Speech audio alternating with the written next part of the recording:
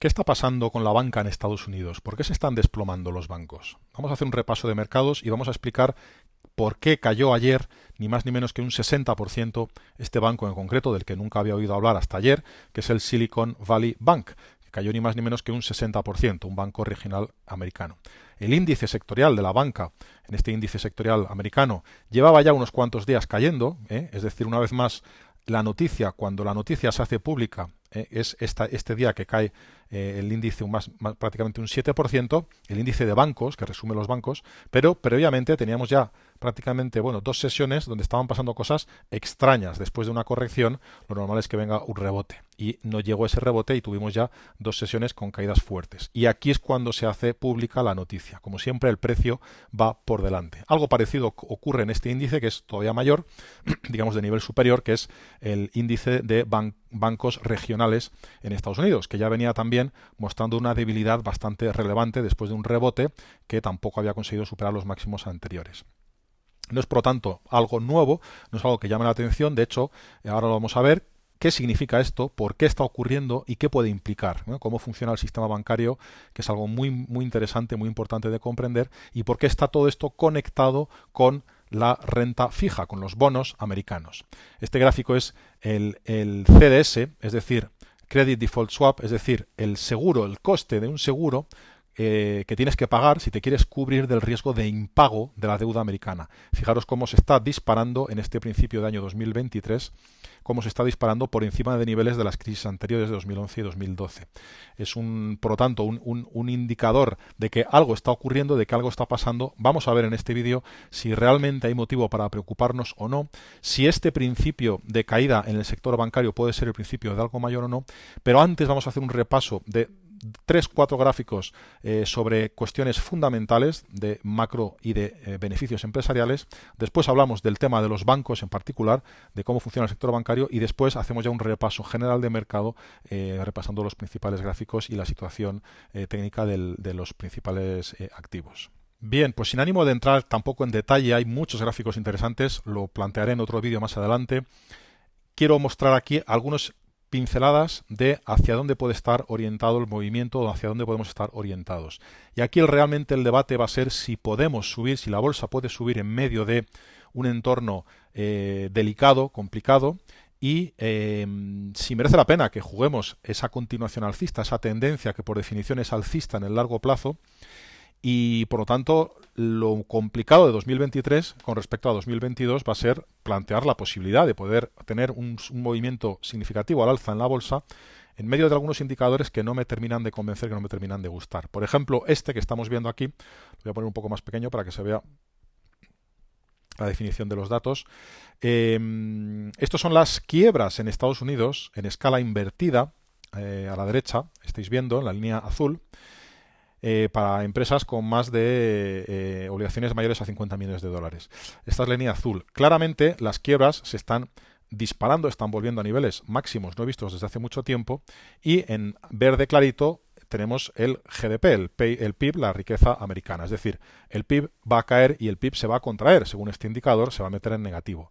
Finalmente se va a meter en negativo después de esta recesión, que no por ser la más anunciada de la historia, significa, como dije en un post hace algún tiempo, que tenemos que llevarle la contraria al mercado, llevarle la contraria al mercado pensando que no va a ocurrir esa recesión. Hay muchas formas de romper un consenso cuando vemos que un consenso es extremo y que por definición ya sabéis que si quieres invertir con ventaja tienes que llevarle la contraria a los consensos cuando están en niveles extremos. En ese punto estamos, y como digo, el hecho de que todo el mercado, todo el conjunto vea venir una recesión con la curva de tipos que está extremadamente invertida, no significa que esa recesión no vaya a llegar. Puede haber otras variantes. Puede significar que va a llegar más tarde, puede significar que va a llegar mucho más fuerte de lo que se espera. El consenso habla de un soft landing, es decir, de una recesión, y de que todo se va a digerir en el tiempo. Entonces, bueno, eso puede ser la versión optimista. Me llamó la atención también este gráfico, en el que tampoco quiero entrar más, simplemente me llamó la atención, sobre todo que también se ha publicado estos días un dato de paro oculto, en fin, todas estas cosas made in Spain. La línea azul pues muestra el repunte también de las quiebras en España. Por lo tanto, a nivel macroeconómico, la recesión va a llegar, la duda puede estar en cuánto o cómo de fuerte puede ser, pero sobre todo el año 2023 va a ser un año histórico, en el sentido de que va a ser el año en el que los earnings per share, los beneficios empresariales, van a estar otra vez en negativo, en variación interanual. Entonces vamos a tener una economía que entra en recesión, unos bancos centrales que siguen insistiendo R que R en subir los tipos y unos beneficios empresariales que se van a contraer por primera vez.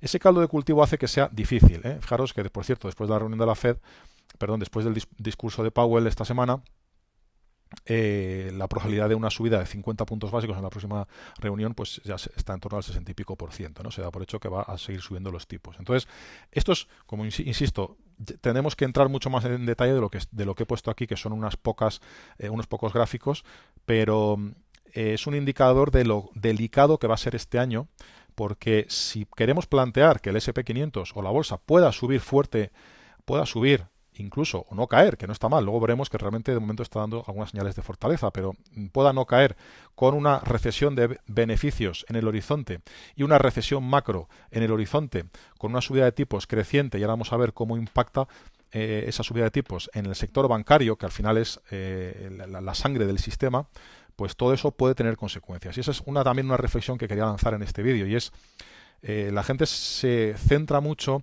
en intentar jugar a ser científico, es decir, intentar anticipar cómo puede impactar en el sector, en la economía en general, la subida de tipos, y si, por ejemplo, esta situación del Silicon Valley Bank se va a contagiar al conjunto de la economía. La bolsa, por definición, es prudente, es miedosa, y entonces cae el sector bancario, arrastra al resto de bancos, no solamente los bancos regionales, sino incluso grandes bancos, que pues al final caen, ¿no? Y haciendo un análisis, pues es probable que este problema del Silicon Valley no sea un problema sistémico que arrastre al conjunto de la economía. Es decir, no estamos para nada en algo parecido al año 2008, a la gran crisis financiera. Pero eso no significa que no esté pasando nada, no significa que debamos ignorar desde un punto de vista no ya científico y económico, sino casi desde un punto de vista más filosófico, pues no significa que tengamos que ignorar los efectos a medio y largo plazo que puede tener una subida de tipos tan vertical como la que estamos teniendo, y el hecho de que el punto terminal de subida de tipos de la Fed esté cada día más alto, ¿no? Que la Fed siga subiendo tipos y que el BCE también esté descontando subir tipos, que la inflación parece que el mes pasado sorprendió al alza, veremos a ver cómo sale la semana que viene, si vuelve a sorprender al alza o no, igual no sorprende al alza, pero al margen de eso, la cuestión es cómo vamos a ver cómo se van a ir sintiendo esos efectos de la subida de tipos, de ese quantitative tightening, y también veremos en próximos vídeos, espero mostraros cómo ese quantitative tightening, es decir, esa restricción de liquidez, podría estar de una forma velada también levantándose, y eso sería algo positivo, ¿no? Aunque sea levantándose en Estados Unidos, pero también viniendo por parte de China, ¿no? Que al final China funciona un poco como contrapeso cíclico, ¿no? Porque suele ir con el ciclo cambiado, ¿no? Entonces China está abriendo el grifo, en Estados Unidos y Europa están cerrando el grifo, pero hay que ver hasta qué punto están cerrando el grifo, porque una cosa es subir tipos y otra cosa es que luego en paralelo también esté aumentando el balance o estén inyectando liquidez de otra manera, ¿no? Que eso es lo que hay que vigilar, ¿no? Lo que hay que ver de cerca. Pero de momento la cuestión, lo que se pone sobre la mesa es la duda de cómo puede subir la bolsa cuando la economía se está contrayendo y los beneficios empresariales se van a contraer, después de que ya hemos tenido un rebote que ha suavizado bastante la sobreventa fuerte que tuvimos en el año 2022, y para mí es la explicación, la sobreventa y el sentimiento tan negativo que tuvimos en 2022, que por el efecto péndulo que tiene la bolsa es motivo suficiente para plantear el rebote o justificar el rebote que ya hemos tenido, empezando por la bolsa europea, que es más value, etcétera. Esto ya es otro tema más complicado, ¿no? Pero bueno, vamos a mirar ahora el tema de la banca, algunas pinceladas sobre el funcionamiento de la banca que explican que es fundamental y que es una de las cosas principales de este vídeo, de por qué el Silicon Valley se hunde y por qué el motivo de este hundimiento de la banca y de algunos bancos en particular, de la vulnerabilidad de esos bancos, está relacionado con la subida de tipos, no solamente la subida de tipos de la Fed, sino la subida de tipos de interés de toda la curva de tipos de bonos soberanos americanos, es decir, la subida de tipos que hemos visto en el bono americano a 2 años, a 10 años, a 30 años, etcétera. Toda la subida de tipos en general, pero específicamente la de bonos a 2 años, también la de bonos a 10 años o incluso bonos a 30 años. Que veremos también, porque aquí va a estar la respuesta también al impacto que pueda tener esta crisis a corto plazo. Podríamos estar ante un fallo alcista en los bonos americanos a 2 años, y estas dos velas negras fuertes que está marcando en las dos últimas sesiones de hoy viernes y de ayer jueves 9 de marzo, 9 y 10 de marzo, podrían significar que un alto en el camino y que, bueno, pues por lo menos podamos respirar un poco, ¿no? Pero bueno, vamos a centrarnos ahora en explicar el funcionamiento de la banca para entender cómo se produce el contagio de esta subida en los tipos de interés a problemas en los balances de los bancos. Bueno, pues entonces vamos a ver aquí el funcionamiento de la banca y la relación con el mercado de bonos. Vamos a ver solamente una parte, digamos, centrada en lo que está ocurriendo, porque es mucho más complejo, y de hecho hay algunas preguntas, algunas dudas que no termino de resolverme, y luego lo veremos, ¿no? Voy a utilizar para eso a esta línea de Twitter de Alfonso Pecatielo, que me parece que se llama, que es un analista macro que sigo bastante, que me gusta mucho, que es muy didáctico y que es muy, muy bueno. A mí me gusta. Si os interesa, os invito a que le sigáis, porque desde luego vais a aprender muchas cosas a nivel macro. Lo que nos explica en esta línea de Twitter, que es muy básico, dice: después de la Great Financial Crisis, es decir, la crisis financiera del año 2008, a los bancos comerciales, a los bancos, se les pidió que tuvieran un Liquidity Coverage Ratio, un ratio de cobertura por encima del 100%. Básicamente, ¿qué significa? Pues que tenían que tener invertido el dinero de su balance en activos líquidos de alta cualidad, High Quality Liquid Assets, HQLA, ¿vale? ¿Para qué? Pues para que en un caso de escenario de estrés, es decir, una situación de crisis que se reproduce, que esto es muy parecido a las medidas que se tomaron en los aviones, en los aeropuertos, después de los ataques del 11S del 2001.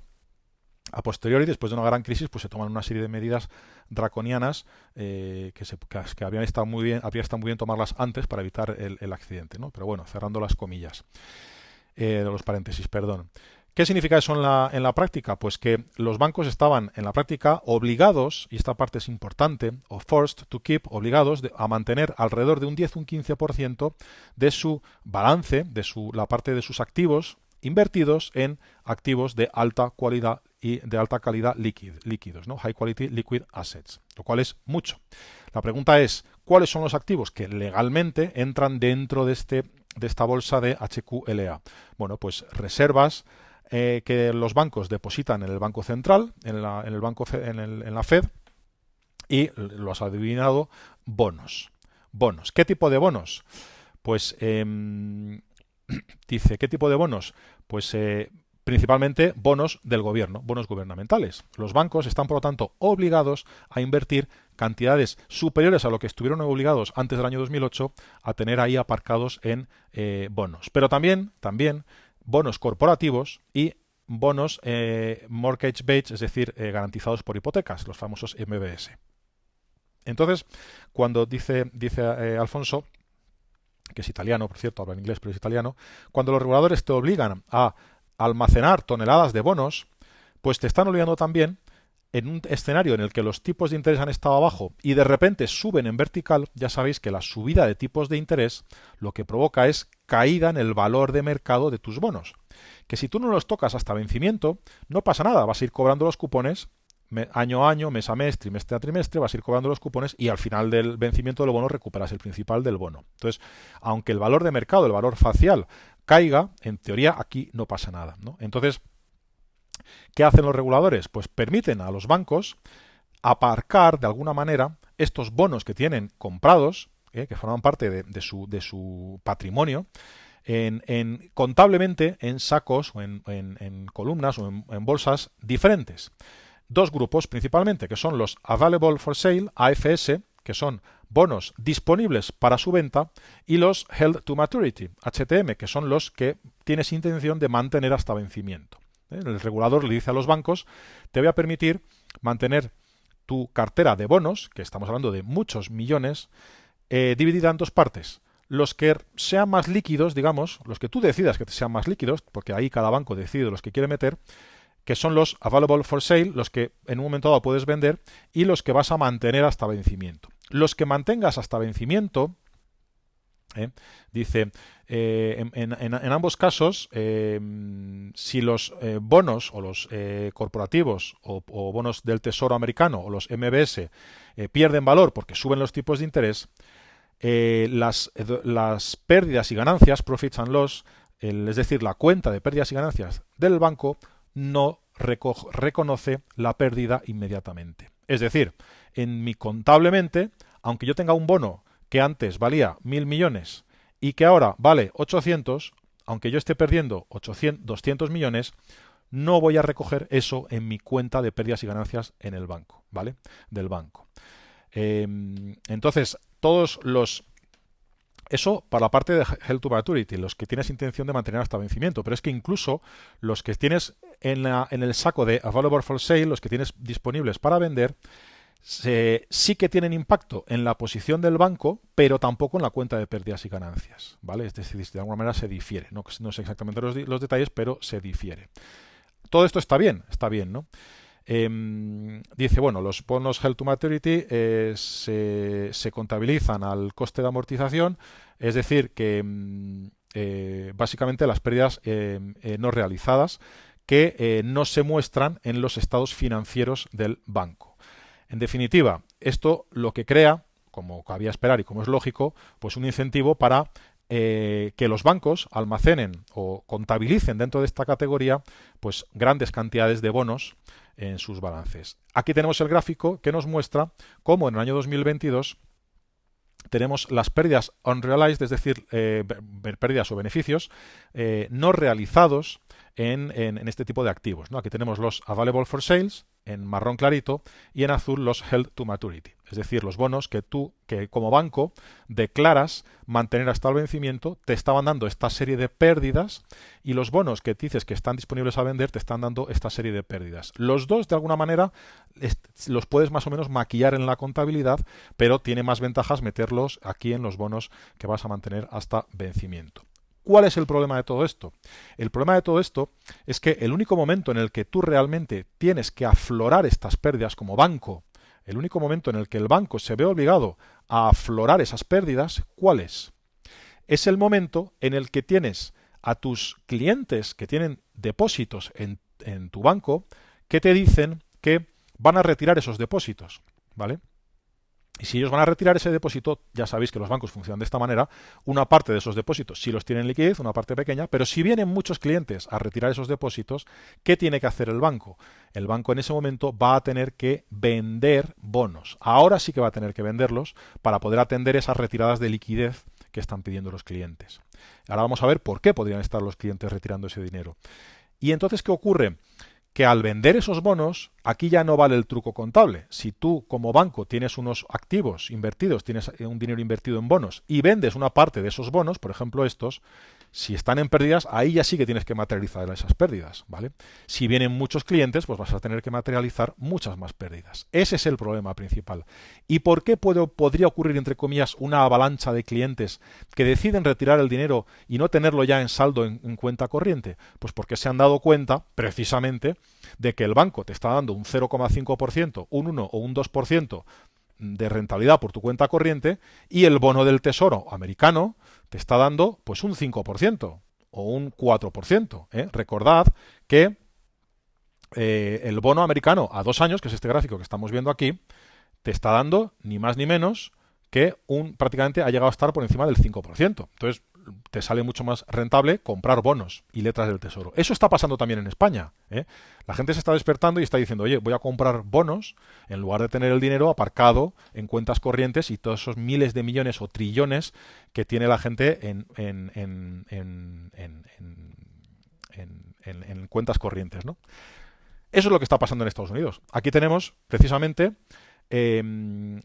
households, es decir, hogares, treasury holding, es decir, en billones, en billions, miles de millones. Treasury son los bonos del Tesoro americano, ¿vale? Y esto es cuánto dinero tienen los hogares invertido directamente en bonos del Tesoro americano. Fijaros lo que está pasando con toda la subida de tipos que ha habido en 2022, de niveles que estaban en mínimos, pasan a niveles a máximos.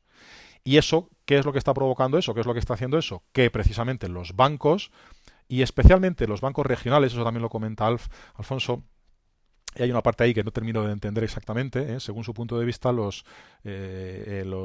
su punto de vista, su expertise, los bancos regionales son más vulnerables al quantitative tightening que los grandes bancos, ¿vale? Entonces ahí los grandes bancos estarían, entre comillas, más protegidos, pero bueno, entre comillas, esta es la parte más importante que quería comentaros aquí. La cuestión es que este gráfico lo que nos está diciendo es que los particulares están retirando el dinero de las cuentas corrientes para comprar bonos. Da igual que sean bonos a 2 años, que este es el tipo de interés, la TIR, de los bonos a 2 años americanos, o bonos a 10 años, que te están dando un 3 y pico y han estado dando prácticamente un 40%. Cuanto más suben los tipos de interés de la curva de tipos de bonos americanos, más incentivo tienen los particulares para retirar el dinero de las cuentas corrientes y comprar directamente bonos, porque ahí van a obtener una rentabilidad mayor. Y a medida que hacen ese proceso es cuando se desencadena progresivamente este círculo vicioso que os estoy comentando sobre el funcionamiento del sector bancario, ¿vale? Bien, veremos la continuidad y las implicaciones que tiene todo esto. Mi punto de vista es que esto es un ejemplo de consecuencias indeseadas de una subida de tipos agresiva y brutal como la que está haciendo la Fed, la que ha anunciado el BCE que va a seguir haciendo, y la Fed sigue anunciando o sigue diciendo que va a seguir haciendo, Esos efectos indeseables no hace falta ser un científico experto ni un macroeconomista experto como por ejemplo Alf. No hace falta anticipar o tener una capacidad visionaria profunda para poder estar, entre comillas, mosqueado con esos efectos, ¿no? La realidad es que la velocidad de la subida de tipos es brutal. A medida que esa velocidad de tipos, que esa inflación de momento está empezando a corregir, pero no tanto, y entonces el mercado se pone nervioso y la Fed sigue teniendo un discurso hawkish, los tipos siguen altos. Los tipos siguen altos, hemos visto antes que la amenaza de recesión poco a poco se va concretando y también vamos a tener recesión de earnings, de beneficios empresariales. Es un mix peligroso, porque al final uno tiene que valorar, ya sabéis que esta es la clave, qué potencial alcista podemos tener en un determinado contexto de mercado y qué potencial de corrección podemos tener en un determinado contexto de mercado, ¿no? Es muy delicado, no es nada fácil, porque, insisto, el riesgo alcista es muy importante. ¿El riesgo alcista cuál es? El riesgo alcista es que el mercado inicie una tendencia, una subida, sin ti. Y como inversor, pues no es aceptable, es mucho más aceptable. Vamos a mirar, por ejemplo, el índice Nasdaq, ¿no?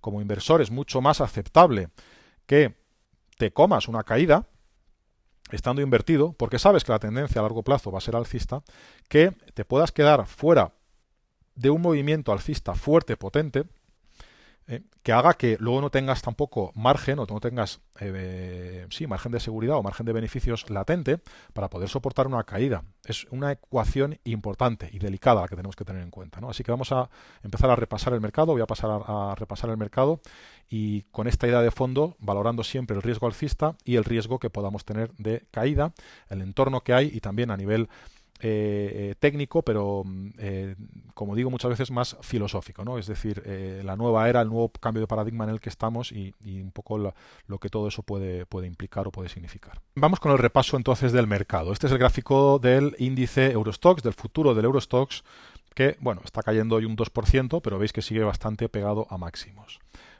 Puede haber hecho una especie de doble techo. Lo importante es que hay una sobrecompra fuerte, y la sobrecompra lo que hace es reducir el ratio riesgo-rentabilidad. Simplemente, ¿no? Vamos a poner por ejemplo el gráfico en velas semanales, y la cuestión aquí de fondo es que si tú entras o mantienes posiciones, entre comillas, de forma agresiva o más fuerte de lo normal en estos niveles, pues estás considerando que puede haber una ruptura fuerte o potente, al ritmo que sea, pero alcista, ¿no? Y que no te merece la pena plantear la posibilidad de que pueda haber un recorte, ¿no? Yo creo que esto es un mercado que está fuerte, el mercado europeo, y en mis nuevos servicios que estoy a punto de lanzar, vamos a centrarnos en la temática value versus growth. ¿Por qué? Porque cuando vemos los índices de la bolsa europea estamos hablando de el value, y por eso el value está tan fuerte, ¿eh? Incluso el growth, no solamente el growth, porque hay una cuestión de la que también hablaré en otro momento, importante, que es el índice CAC 40, que es un índice que tiene una fuerte ponderación de el lujo. El lujo es un sector que cotiza caro, es un sector growth, y sin embargo no se ha visto tan penalizado como el sector tecnológico, ¿eh? Y esto es una idea bueno, pues en la que caí hace ya unas semanas y que tengo pendiente, digamos, de desarrollar, porque significa que esa tesis según la cual el Nasdaq ha estado cayendo por culpa de la subida de tipos de interés no es tan importante como el hecho de que las perspectivas de beneficio o que las perspectivas empresariales de esas FANG o de esas growth puedan estar penalizadas, o simplemente que el país, Estados Unidos, pueda estar siendo penalizado, ¿no? Porque, como digo, el sector del lujo en Francia, en el índice CAC 40, que tiene una ponderación alta, pues no ha sufrido el mismo castigo, ¿no? Pero bueno, esto es cerrando el paréntesis. La cuestión aquí de fondo, como digo, y esto es importante de cara no solamente a 2023, sino incluso a los próximos años, está en el riesgo alcista, que para mí no ha desaparecido, en la medida en que el sector value, y esto es una temática de la que hablaré, y de hecho publicaré algunos posts donde hablaré de bueno, hay un gran inversor, un gran gurú americano que es Jeremy Grantham, que tiene una gestora que es GMO, y está planteando esa tesis de largo plazo de potencial alcista fuerte para las value, ¿no? Y está además haciendo, bueno, ya os comentaré, no quiero alargar demasiado el vídeo y centrar el tiro, ¿no? Si trazamos, por ejemplo, este canal en el CAC 40, pues como veis tiene todavía margen para irse al techo del canal. El IBEX también está fuerte, aunque en vela semanal está ahí, bueno, pues lógicamente flojeando un poco. Lo que quiero decir es que en la sobrecompra, que es un concepto técnico importante, significa que después de una subida así, el ratio riesgo-beneficio ya no es tan atractivo, ¿no? Porque en un momento dado se puede producir una corrección, por ejemplo, corregir el 38% de toda esta subida, volver a este rango de precios en un entorno y esto al final seguir subiendo, pero a lo mejor el punto de entrada es mejor este. Y hay que valorar siempre pues el riesgo de estar fuera y perderte, que haya una continuación inmediata, o el riesgo de estar dentro y comerse la caída y buscar un poco el término medio, el equilibrio, que al final todo en la vida es cuestión de equilibrio. Bueno, esto como valga como introducción a nivel técnico, a nivel global, ¿no? de los mercados. Vamos a volver al gráfico en velas diarias en el Nasdaq y en el S&P 500. Este es el gráfico del Nasdaq. Fijaros en las velas que ha hecho últimamente y comparadlo con el S&P 500. Es llamativo, y claro, lógicamente el sector bancario tiene que ver en esto. Está más débil el S&P 500, que está marcando un mínimo por debajo del mínimo local anterior, que el Nasdaq, que no está marcando un mínimo por debajo del mínimo local anterior. Tiene que ver mucho el sector bancario, tiene que ver la amplitud de mercado, que es algo que vamos a tener que mirar también y que echar un vistazo. Porque este es el gráfico del futuro del Russell 2000, que son en teoría empresas small caps. Ya sabéis que la definición de small caps, empresas medianas y pequeñas en Estados Unidos, nos hace un poco palidecer en Europa, pero esto lo que está queriendo decir en este índice amplio es que la amplitud de mercado se está deteriorando de alguna manera, ¿no? O por lo menos tenemos algunos sectores posiblemente que tiene que ver más con un tema de sectores. Lógicamente, si tienes un valor que cae un 60% o tienes un grupo de valores que están cayendo porcentajes fuertes, no significa que globalmente la amplitud de mercado se esté deteriorando ampliamente, pero sí significa que pues hay uno o varios sectores que lo están pasando mal. Y esto es una señal de debilidad. Si ponemos el gráfico en velas semanales, es una señal de debilidad. ¿Qué significa esto también? Que en Estados Unidos pues el value y el growth no están respetando la pauta anterior. Está mejor el Nasdaq, el índice más débil es el Russell 2000, después el S&P 500 y después el Nasdaq. El Nasdaq es el más fuerte. Pero esto no significa, como digo, que vayamos a ver una subida inminente, ¿no? Tenemos que valorar los pros y los contras. De momento aquí estoy simplemente haciendo un repaso, intentando observar la realidad de frente y ver lo que nos dicen de fortaleza y de debilidad, lo que nos están diciendo los gráficos. Quiero mostrar, y voy a repasar algunos activos más, y voy a empezar por el Bitcoin, que una vez más, como os comenté ya en el último vídeo, en el que planteé la posibilidad de que entráramos en un modo de risk-off, a pesar de esa señal positiva que había lanzado ya a mediados de enero el breakout momentum del que os hablé en un vídeo anterior, la señal de Walter Dimmer, que es una señal de fondo en cualquier caso. Es decir, esto no impide que después de este susto o un susto del sector bancario, finalmente los índices, empezando por el índice americano, el Nasdaq o el Nasdaq, que realmente cuando estamos hablando de eso estamos hablando del Nasdaq, ¿no? Para que la señal del breakaway momentum tenga sentido, el Nasdaq tiene que subir. Es positivo que el Nasdaq se esté frenando y no esté yéndose más abajo de este nivel de soporte, ¿eh? Igual desde aquí consigue rehacerse y tendremos una primera señal positiva cuando supere esta línea de resistencia, ¿no? Esta que fue soporte aquí y resistencia resistencia aquí. Si pudiéramos hacer aquí una especie de doble suelo de corto plazo y girarnos, sería una primera señal positiva. Entre tanto, mientras tanto, estamos en sesgo bajista, estamos en sesgo de peligro, y es llamativo lo que ha hecho el Bitcoin. El Bitcoin estuvo flojeando, esta lectura fue de debilidad, de 3-4 sesiones laterales en zona de mínimos después de una vela negra de desplome, anticipaba pues la caída, que yo no sabía si iba a ser así o así, y tampoco sé exactamente si hemos tocado el suelo ahora. Vamos a ver el comportamiento que tiene ahora. Si realmente todo esto en el Bitcoin como indicador, digo, como ya os he comentado en vídeos anteriores, como indicador de risk on, risk off, si todo esto realmente es el principio de un giro importante en el Bitcoin, lo vamos a tener que ver ya, en breve, porque eso significa que esta vela negra semanal que se está formando debería de tener una respuesta rápida por parte de los alcistas, y eso significa que deberíamos de permanecer poco tiempo aquí y deberíamos de ver un rebote fuerte, no solamente un rebote hasta estos niveles que sería un pullback, sino un rebote, en todo caso una pequeña consolidación y una confirmación de ese rebote. Eso en las próximas, digamos, 2-3 semanas tendríamos que verlo en el Bitcoin para poder plantear que no estamos ante ese escenario de vuelta a risk off. ¿Cuál es el otro activo que nos indica el risk off? El dólar index, que después de el discurso de Powell pues se giró al alza otra vez y está otra vez volviendo a niveles, voy a quitar las líneas que mosquean más que otra cosa, a niveles que, bueno, realmente no es que haya pasado nada del otro mundo, pero podría ser un fallo alcista y eso sería, pues entre comillas, una buena señal, ¿no? Porque si el dólar vuelve a hacer una especie de hombro, cabeza a hombro de corto plazo y rompe esta línea de soporte, esto sería favorable para plantear un rebote en el Bitcoin y plantear pues una vuelta al risk on, ¿vale? A la vuelta por activos de riesgo. Hay algunas cosas también que, bueno, que os comentaré más adelante respecto a los sectores cíclicos y defensivos que nos indican también lo que podría estar pasando y que es contradictorio con esto que estamos viendo, porque los sectores estarían indicando que habría que confirmarlo, porque son al final un dato no crea tendencia, pero estaría indicando que los cíclicos están yendo para arriba, las defensivas para abajo, es decir, de alguna manera el ciclo apostando a favor del ciclo, ¿no? Lo cual no encaja con ese escenario de recesión y recesión de beneficios, ¿no? Es un entorno de mercado complicado, delicado. Si el dólar rompiera esta zona que os había marcado como zona de resistencia ya en el último análisis que hice del vídeo y que es la zona de resistencia que ha clavado aquí el dólar después de esta vela blanca, se ha frenado y está volviendo otra vez a la baja, no debería haber vuelto a estos niveles, podría ser una señal de debilidad. Si el dólar desde aquí se gira otra vez y rompe esta zona de resistencia, malo otra vez, volvemos otra vez al entorno de risk off. Si termina formando el hombro derecho y rompe a la baja, sería positivo para las bolsas. Y todo esto tendríamos que observarlo en paralelo al Bitcoin, como os comentaba anteriormente, que esto, como siempre, hay dos formas de verlo, una cosa es el análisis y otra cosa es la gestión, ya sabéis.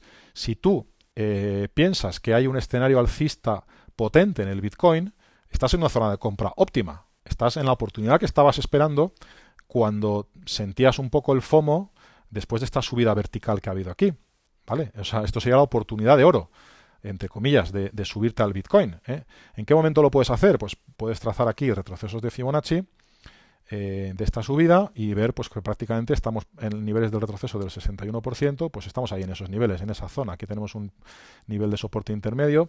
No hace falta, insisto, en que os recuerdo una vez más, operar como si tuviéramos una bola de cristal. No tenemos bola de cristal, es decir, no sabes si este va a ser el mínimo absoluto, si el mínimo intradía va a ser este, no sabemos lo que va a pasar posteriormente. Lo único que sabemos es que globalmente, entre esta zona y, pues vamos a poner globalmente esta zona, fijaros si es amplio, esta zona sería zona de soporte, que sería el mínimo local que hay aquí. Esta zona que fue resistencia, pues toda esta zona ya empieza a ser soporte y la zona de soporte puede llegar hasta aquí, porque aquí ha habido un movimiento muy rápido, muy violento, ¿no? Estas tres velas de aquí forman un arranque especulativo fuerte y el nivel medio de estas tres velas funciona como soporte y es la zona en la que está funcionando ahí y ahí está el retroceso del 61,8%. Entonces, si tú piensas que el Bitcoin tiene potencial a largo plazo, estás en una zona de compra. Podemos trazar aquí la directriz de esta manera, de esta otra manera, en fin, no hace falta. Esto en realidad sería una especie de banderín que habría que se podría quitar ya porque ya ha sido perforado a la baja. Nos da un objetivo, nos permite calcular un objetivo que sería la misma amplitud del banderín desde el punto de ruptura, que sería este, y por lo tanto ya se ha cumplido, grosso modo, ese objetivo bajista. Entonces, estamos ya en zona de compra, contra tendencia de corto plazo, pero a favor de la que podríamos pensar que es la tendencia de largo plazo del Bitcoin. Eso significaría que el dólar index, como digo, se terminaría de girar a la baja y tendríamos un entorno favorable en las bolsas, ¿no? Y se confirmaría esa señal de breakaway momentum de la que hablé en un vídeo anterior, ¿vale? Es decir, que una vez más, una cosa es análisis y otra cosa es gestión. Si compras en estos niveles, ¿dónde tienes que colocar un stop? Hombre, si lo colocas por debajo del mínimo intradía que se está formando hoy, es demasiado agresivo, porque es muy posible que en algún momento puedas tener ahí una barrera de stops, ¿no? Pero sea donde sea el punto en el que coloques el stop, o sin operar con stop, simplemente el punto en el que vendas, sea cual sea el punto, lo que está claro es que si tu escenario de largo plazo es correcto, este nivel es mucho menos peligroso de compra que cualquiera de todos los niveles que había aquí en estos entornos. Tan sencillo como eso. Si tú tienes algún tipo de convencimiento fundamental, esta zona de compra por debajo de los $20.000 en el Bitcoin, en los 19.900, es una zona óptima de compra, que luego tendrás que, evidentemente, no sobreapalancar para poder soportar, pues que pueda dilatarse, que pueda irse más abajo, y después ir gestionando la posición. Es decir, si esto sigue cayendo en vertical más allá del 61%, sería una señal de debilidad. En ese caso, en el momento que se produzca un rebote, te puedes plantear vender. Da igual que sea a pérdida o no. Lo que tienes que hacer es reducir posiciones si tu escenario se ha reducido. Puedes comprar una pequeña posición aquí, que incluso pueda irse a estos niveles, comprar aquí otra posición, y si se muestra más debilidad en el momento que hay un rebote, vender. O comprar aquí un principio de posición, y si hay un rebote fuerte, plantearte poder comprar incluso luego al alza, a medida que tu escenario alcista se vaya confirmando. A corto plazo tendríamos que ver en algún momento un rebote hasta la zona de los 21.300, y en ese caso lo que haríamos es trazar los retrocesos de Fibonacci de la caída. Suponiendo que la caída se haya detenido, tendríamos aquí el retroceso del 38% de la subida de la caída que va desde aquí hasta aquí. El 31%, que es este nivel, coincidiría con esta zona. Entonces, como no coincide del todo, podríamos plantear que a lo mejor todavía no se ha ido el mínimo y que podría ser ese el mínimo. Pero ya sabéis que esto es aproximado siempre. Podemos trazarlo así, de esta manera, y utilizar los niveles de cierre. En fin, hay muchas formas de trazarlo.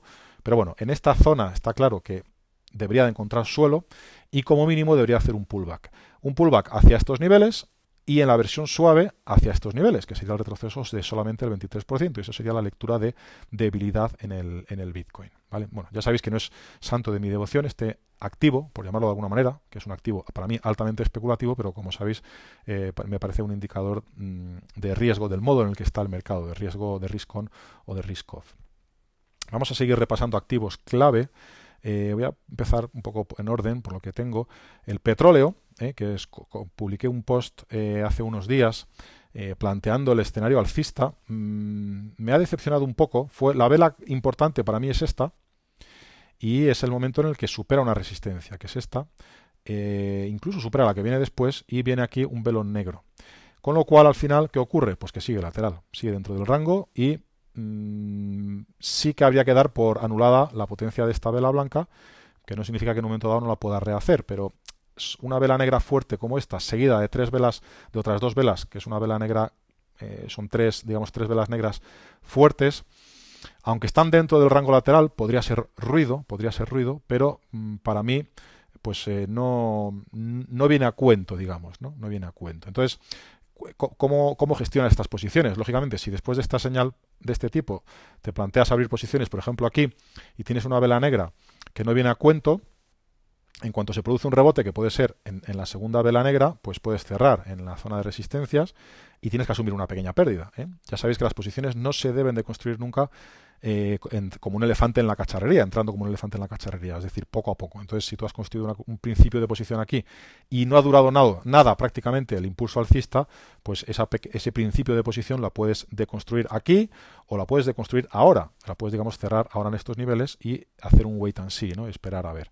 Hay un gap alcista, que es este de aquí, que os voy a poner más grande por si acaso no lo veis, que es el nivel de soporte que de momento está aguantando, ¿vale?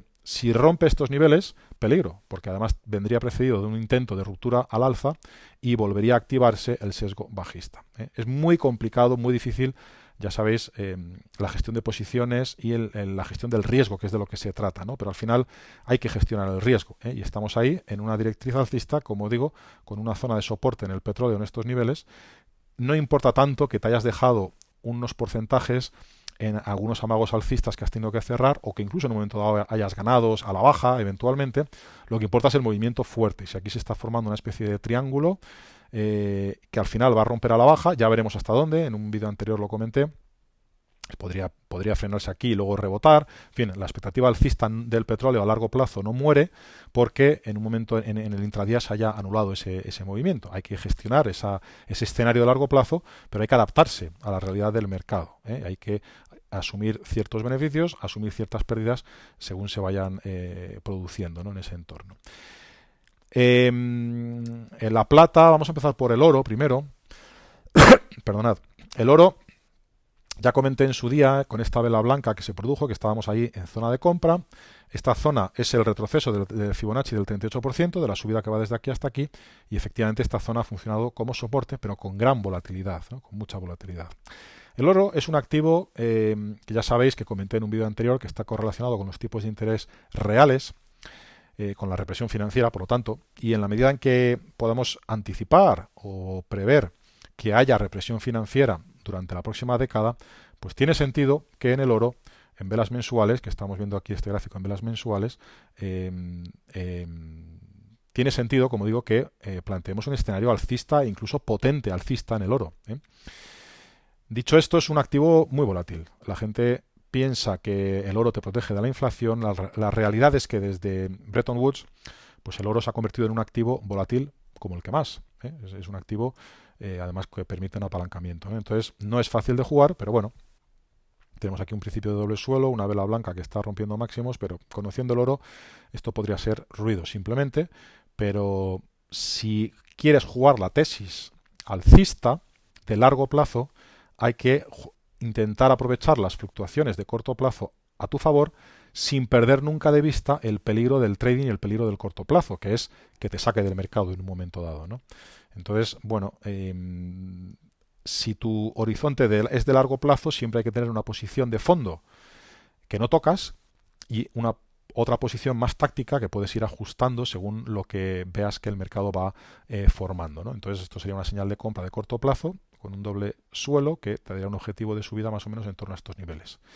Eso sería lo que a muy corto plazo se puede comentar en el oro, y si lo ponemos en velas semanales, pues poco más o menos lo mismo, ¿no? Nada del otro mundo.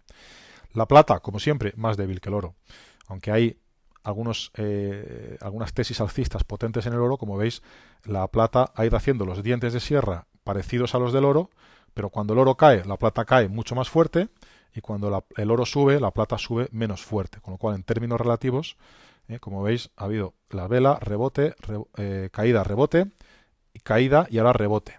Y en la plata, fijaros en la sesión clave os lo voy a poner aquí, perdonad de nuevo, aquí, el 17 de febrero, ¿vale? Es esta vela blanca de aquí, esta vela de aquí es el 17 de febrero, y el 17 de febrero se ve en la plata y se ve en el oro, el 17 de febrero, esta sesión de aquí, también, ¿vale?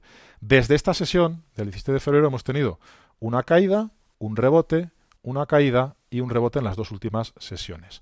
En la plata hemos tenido lo mismo. Desde el 17 de febrero aguantó un par de días, tuvo caída, después tuvo rebote, pero se quedó muy por debajo del nivel anterior, y después ha tenido caída y ahora lleva 2 días rebotando y también quedándose por debajo del nivel anterior.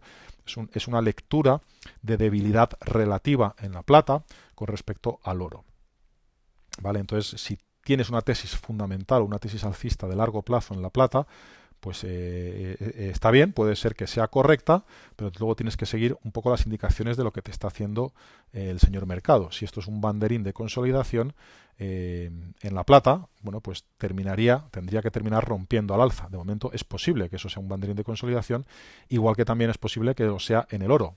En el oro ya sabéis que todo esto medido en dólares, y el oro rompería al alza, pero incluso en velas semanales se ve claramente la debilidad relativa de la plata, estos máximos, con estos máximos, y en el oro estos máximos con estos máximos, en velas mensuales, ¿vale? Así que esta es la situación de la plata y del oro, seguiremos comentándola. Y bueno, voy a terminar con el cobre, que también es un activo llamativo. Eh, Aquí ya entran en juego factores fundamentales como la reapertura de China, pero también la debilidad de China, el crecimiento. Para mí el cobre, no sé si lo comenté en algún vídeo o no, lanzó una señal técnica llamativa en este rectángulo amarillo que puse y esta vela blanca que tuvo aquí, y falló estrepitosamente, girándose otra vez a la baja. Entonces tuvo un amago de ruptura alcista por encima de una zona de consolidación después de un rebote y a favor de la tendencia de fondo, y ese amago alcista se giró a la baja y este movimiento rompió los mínimos locales anteriores, que son estos. En principio esto es un movimiento bajista, señal de la volatilidad, y no sé, no lo quiero llamar manipulación ni mucho menos porque no creo que lo sea, simplemente es la volatilidad propia del mercado. Después rebotó, se quedó este máximo local por debajo del anterior, pero no mucho, es decir, no, en teoría una señal de debilidad de este tipo no debería haber rebotado tanto, y ahora está volviendo otra vez a mínimos. ¿Qué significa todo esto? Bueno, primero que es bastante errático y por tanto peligroso, y eso hay que incorporarlo en la ecuación, hay que tener cuidado.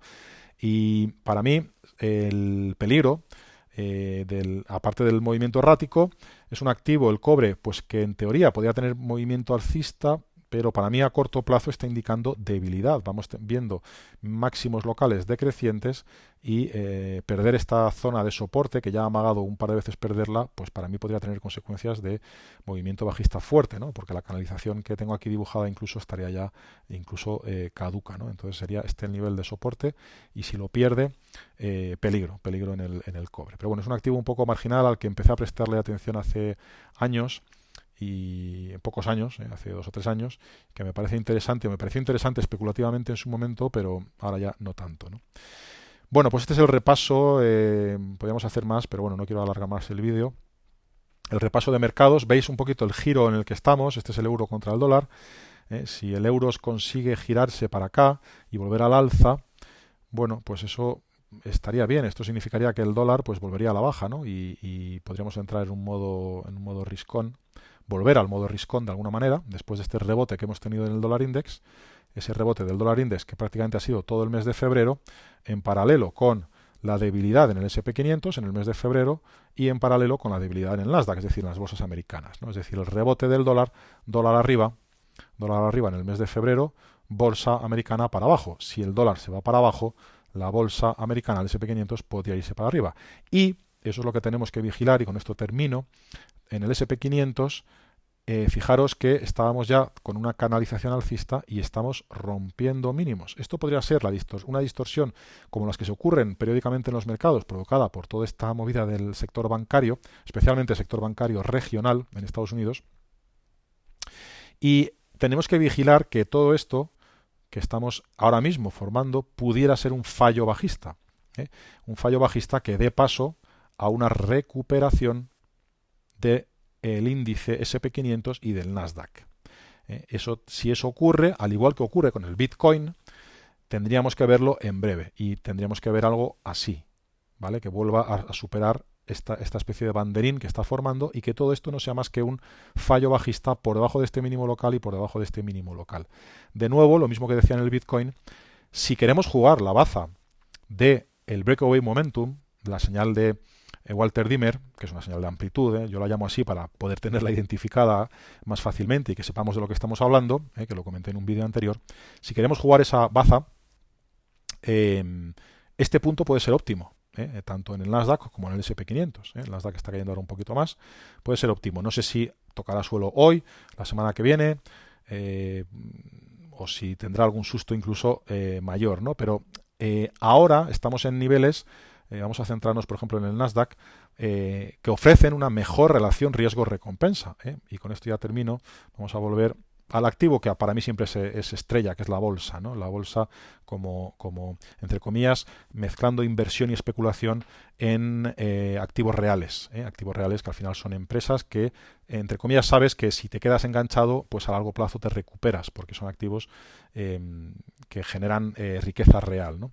Entonces, si realmente veis que de vez en cuando viene muy bien borrar y recordar dónde estamos. Tenemos aquí una directriz bajista que ha sido perforada. Esto es el gráfico del Nasdaq 100. Entonces, si todo este movimiento realmente es una ruptura de resistencia, rompió el máximo local anterior, intentar darle más zoom por si acaso, alguno lo ve en pantalla más pequeña, este máximo local, esta ruptura de la secuencia de máximos locales decrecientes que se ha ido produciendo, aquí tenemos un fallo que se produjo, que superó este máximo local de aquí, que es algo habitual, tanto en las tendencias alcistas como en las tendencias bajistas, y aquí tenemos otro caso que además en este caso supera la directriz bajista anterior.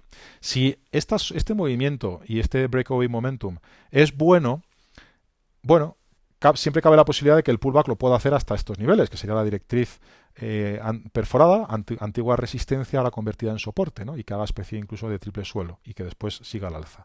Siempre cabe esa posibilidad, pero en teoría aquí tendríamos un pequeño banderín de corto plazo, no debería de ir mucho más allá. En el S&P 500 ocurre algo parecido, esta es la directriz que teníamos puesta antes, el índice S&P 500 que tiene más ponderación del sector bancario, ocurre algo parecido. Pero aquí ya el pullback empieza a estar bastante más apurado y esta vela semanal es bastante más preocupante. Tenemos un mínimo local aquí que si lo pierde sería una mala señal y tenemos aquí este máximo local y este máximo local perdonad, que ha sido perforado momentáneamente aquí. Toda esta figura también supera la directriz bajista y si realmente rompemos este mínimo local pues tendríamos peligro, situación de sesgo bajista de corto plazo. Eso no significa que estemos anticipando un desplome de este tipo, tampoco lo estamos descartando, pero significa que estamos en situación de peligro, situación peligrosa, donde puede ser interesante activar coberturas o realizar estrategias un poco más defensivas, ¿no? o tomar posiciones, pero cubriéndose, ¿no? Más allá de todas estas consideraciones técnicas y también de consideraciones fundamentales, al final lo que se impone aquí pues son las cuestiones de ciclo, que es lo que tendremos que ir siguiendo también poco a poco.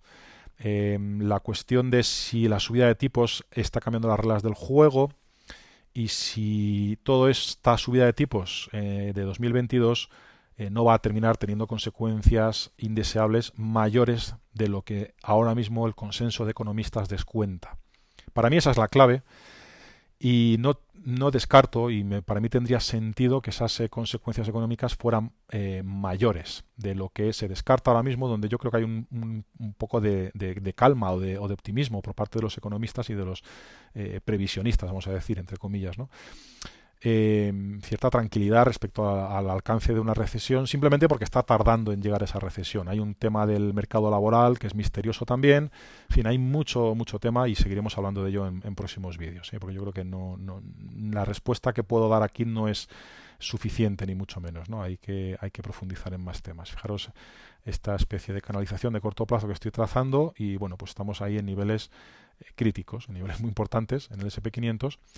Sin prisa. Para mí la lectura sigue siendo en 2023 igual que en 2022, que es sin prisa. No es momento de sentir FOMO.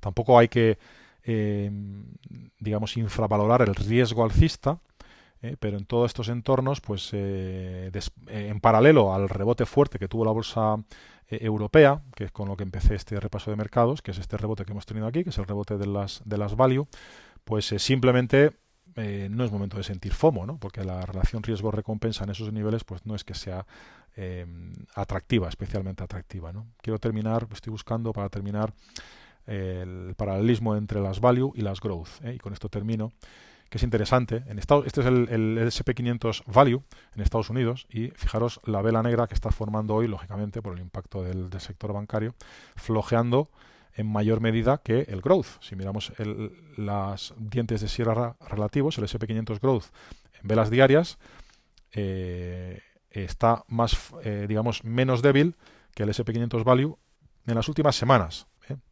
Lógicamente, si cogemos los últimos meses, el S&P 500 Value está más fuerte que el Growth, que ha estado mucho más lateral y ahora está corrigiendo el Value. Esto sí que es una lectura para mí consistente con el escenario de recesión. Si hay una recesión y esa recesión es más fuerte de lo esperada, los value deberían de sufrir más. Estamos hablando de Estados Unidos. Veremos cómo impacta eso en Europa. Europa de momento se mantiene bastante al margen y protegida de toda esta Este es el growth, el Vanguard Growth comparado con el Vanguard Value, que estaba, por cierto, mostrando ya un poquito más de debilidad que el SP500 Value. Pero me llama la atención que la separación en la temática Value, en el Vanguard Value, que es este gráfico que estamos viendo aquí, que es el amplio, o el SP500 Value, que es el eShares SP500 Value que estamos viendo aquí, donde ya empezamos a ver tres velas recientes bajistas, negativas, mientras que en Europa ni el IBEX, ni el CAC, ni el Eurostoxx, por ejemplo, que es el que estamos viendo aquí, están ni mucho menos tan débiles, ¿no? Tan flojos. Es decir, que dentro de la temática value también hay un componente sectorial, geográfico, que está marcando la diferencia. Europa sí puede tener sus propios condicionantes. Eso no significa que en un momento dado, y yo creo que está el mercado vulnerable en ese sentido, que en un momento dado Europa no te haga así. Ya sabéis que en el momento que desaparece el apetito comprador, esto rápidamente se desinfla, ¿no? Se puede desinflar, ¿no? Pero bueno, dicho esto, yo tenía aquí trazados mis objetivos en el DAX, por ejemplo, para que encajaran bien los retrocesos de Fibonacci, y que la subida fuera desde aquí hasta estos niveles me permitía anticipar que el retroceso del 38% volviera a esta zona, que fue zona de consolidación, y que el retroceso del 61% coincidiera justo con estos mínimos que hay aquí. Bueno, a veces le pido demasiado al gráfico, ser demasiado preciso, pero bueno, quedaría bien. ¿Qué pasa si ese escenario no se produce y de alguna manera no nos vamos para acá? Esto no significa que no podamos en un momento dado hacer un susto aquí y luego terminar subiendo, O sea, eso por descontado. Pero si hubiéramos ya tocado techo, pues esta es la forma en la que caerían los retrocesos, que no encajan tan bien, pero bueno, aquí tenemos una zona de máximo local, retroceso, 38%, bueno, se podría plantearse perfectamente, ¿no? Una vuelta a este rango de precios, bueno, sería algo que se podría plantear, pero bueno, lo voy a dejar trazado como lo tenía antes, y vigilar un poco el corto plazo en Europa. A mí no me termina de convencer pues la relación riesgo-recompensa que hay ahora mismo, aunque esto pueda ser el escenario viable.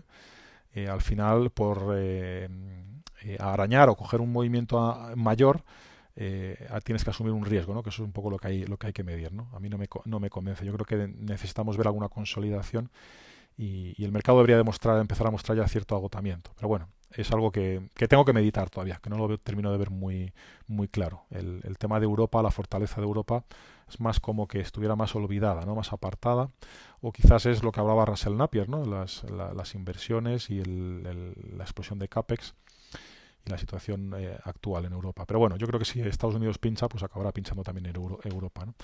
En definitiva, estamos en 2023, yo creo que igual que en 2022, es decir, en una nueva era, con los tipos al alza, el Banco Central Europeo subiendo tipos, no creo que sea momento de sentir FOMO, aunque esté planteando ese escenario o esa posibilidad, simplemente por los retrocesos de Fibonacci en el DAX, esa posibilidad de poder tener esa subida, ¿no? En paralelo con la reapertura china, quizá, el Eurostoxx un poco más débil. Pero bueno, la cuestión aquí que cada uno debe decidir en función de su perfil de riesgo, de sus gustos, de su estómago, es el riesgo que quiera asumir en un momento dado, ¿no? Esa es para mí la clave de todo. Bueno, lo dejamos aquí en este vídeo. Una vez más, gracias a los que llegáis hasta el final. Este ha sido especialmente largo. Y nada, espero anunciaros en breve esas novedades de esos servicios que quiero lanzar. Y en cualquier caso, pues nos seguimos viendo por aquí por YouTube. Gracias a todos por vuestra atención.